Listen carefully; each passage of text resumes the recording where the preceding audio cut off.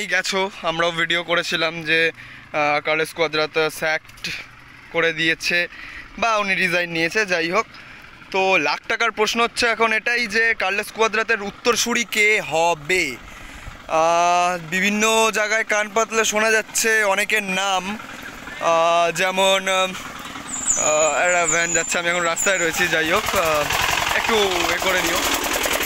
তো বিভিন্ন জায়গায় যেরকম শোনা যাচ্ছে যে কোনো কোনো জায়গায় শোনা যাচ্ছে ইভান বুকোমানোভিচের সাথে কথা চলছে, কোনো জায়গায় শোনা যাচ্ছে জেরার্ড নুজ, কোনো জায়গায় আবার কিছুদিন আগে সঞ্জয় সেনের নাম শোনা যাচ্ছিল, যদিও তিনি এখন সন্তোষ ট্রফিতে বাংলার দায়িত্ব নিয়েছেন।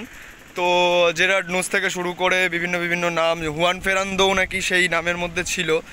তো হুয়ান ফেরান্দো, ইভান বুকোমানোভিচ, জেরার্ড নুজ, আরও এর সাথে অনেকের নাম শোনা যাচ্ছে। বাট এই মুহূর্তে যা আরও একটা মিটিংয়ে বসতে চলেছে ইস্টবেঙ্গল এবং ইমামি, সেখানে ইস্টবেঙ্গল কর্তারা কিছু নাম শর্টলিস্ট করে রেখেছে, তাদের নামগুলো দেবে।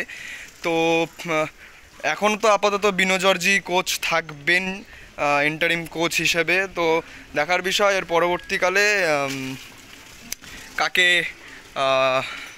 কোয়াদ্রাতের উত্তরসূরি বানানো হয় বা হেড কোচের গুরুদায়িত্বটা দেওয়া হয়। তো যা এখনও নাম আসছিল, ইভান বুকোমানোভিচ, জেরার্ড নুজ, তারপরে হুয়ান ফেরান্দো, এইগুলো কোনোটাই সঠিক নয়, এখনও অবধি কিছুই ফাইনালাইজ হয়নি। তো ইমামির সাথে ইস্টবেঙ্গলের মিটিংটার পরেই বোঝা যাবে যে আগামী দিনে কে কোচ হতে চলেছে। আর খুব দেরিও নয়, খুব তাড়াতাড়ি আপনারা জানতে পারবেন যে কে হেড কোচের হট সিটে বসতে চলেছে ইস্টবেঙ্গলের। তো ততদিনের জন্য একটু অপেক্ষা করতে থাকো। টাটা।